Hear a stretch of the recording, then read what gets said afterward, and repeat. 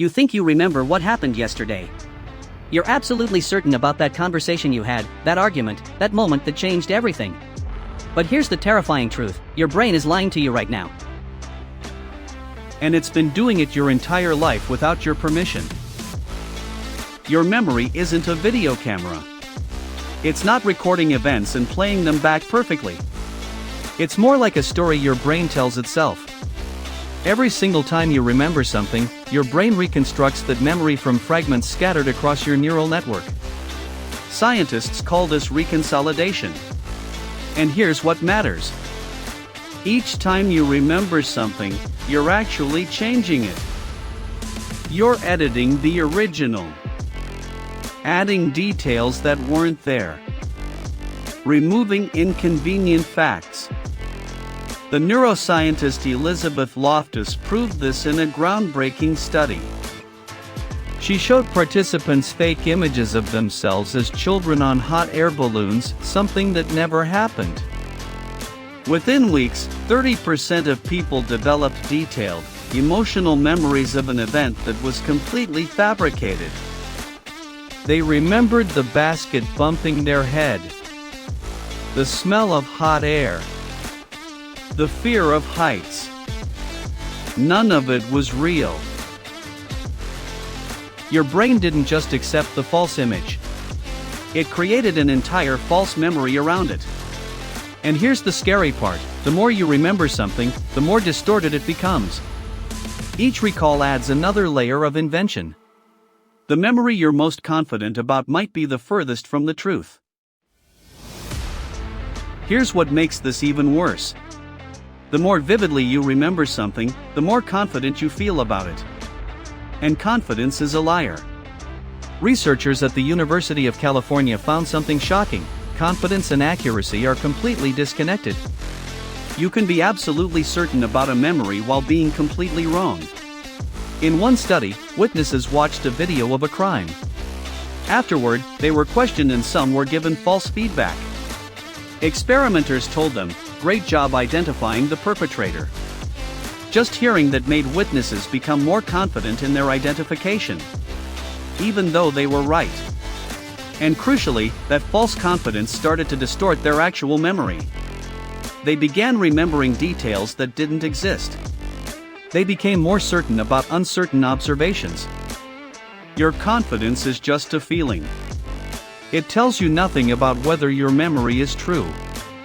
We treat confident people as credible. We trust them. We believe their stories. But confidence is just the brain's way of convincing you it knows what it's talking about. It doesn't. You'd think traumatic memories would be the most accurate. They burn into your brain. You can feel them. The emotions are real. You remember exactly where you were, exactly what you saw, exactly what happened. We call these flashbulb memories. They feel permanent, unchangeable. But research shows something disturbing. Traumatic memories are just as vulnerable to distortion as ordinary ones. Sometimes even more so. When you're traumatized, your brain goes into survival mode.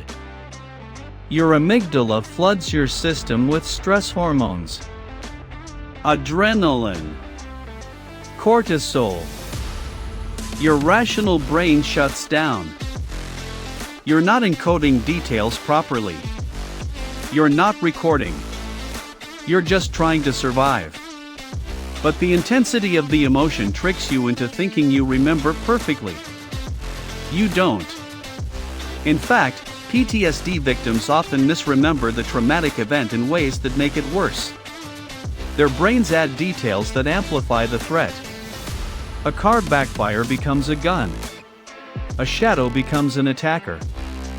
The memory evolves to match the fear, not reality.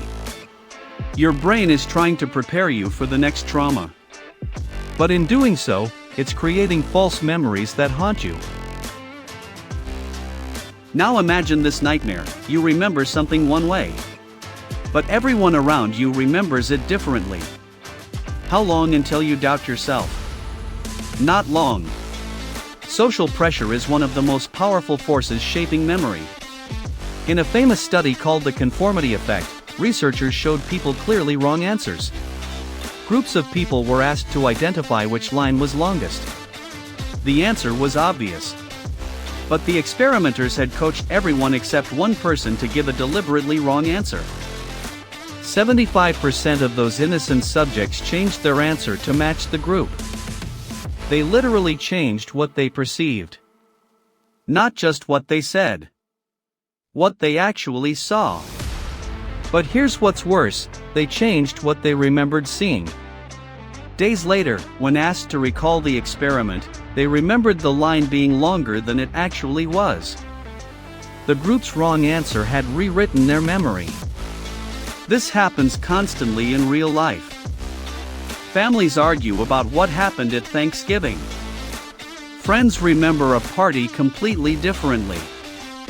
Your partner recalls a conversation you had completely wrong. And the more the group insists on their version, the more your memory shifts to match theirs. You become the minority opinion. So you adapt. Your brain literally changes the memory to reduce cognitive dissonance. Think about what this means. The legal system puts witnesses on the stand. Juries look into their eyes. The witness swears to tell the truth. The jury sees confidence, certainty, and based on that, innocent people go to prison. Eyewitness testimony is still the leading cause of wrongful convictions. DNA evidence has exonerated hundreds. And almost 70% of those wrongful convictions were based on mistaken eyewitness identification. The witness wasn't lying. They weren't being malicious. Their brain had simply rewritten the memory. They were absolutely certain.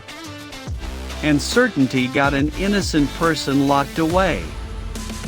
In relationships, this is equally devastating.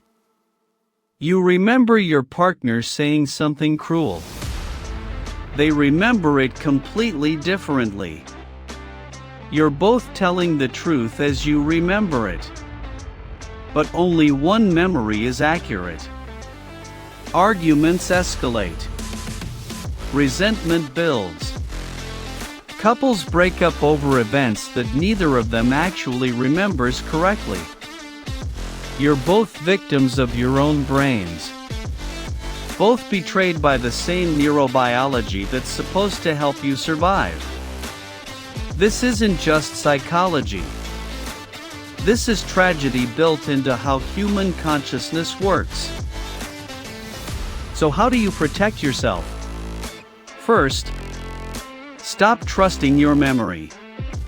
This sounds extreme, but it's actually liberating. You can't trust the vividness.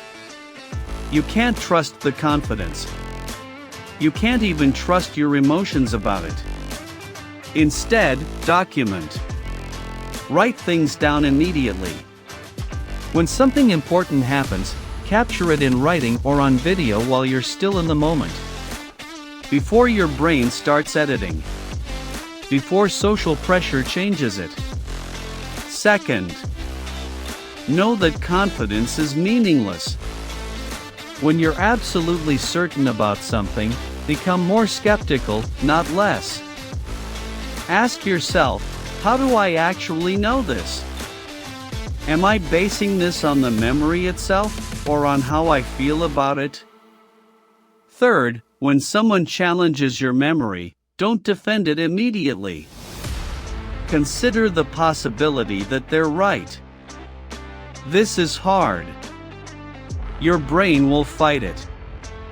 But pause. Question. Look for objective evidence. Fourth, record important conversations. I know this sounds paranoid. But if something matters, a promise, an agreement, a difficult conversation, make an audio or video record. Future you will thank you. Finally, be compassionate about others' memories. When someone remembers something differently, they're not lying. They're not trying to hurt you. Their brain is simply making the same mistakes yours does. Understanding this transforms conflict. You're not opponents fighting over truth. You're both prisoners of an unreliable system. And maybe that shared vulnerability is where real connection happens. Your memory isn't the enemy.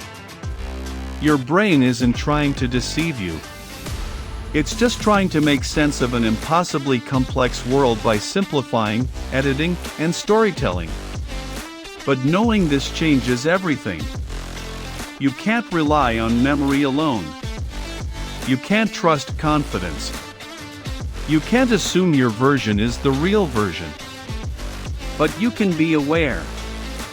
You can be humble. You can look for objective evidence.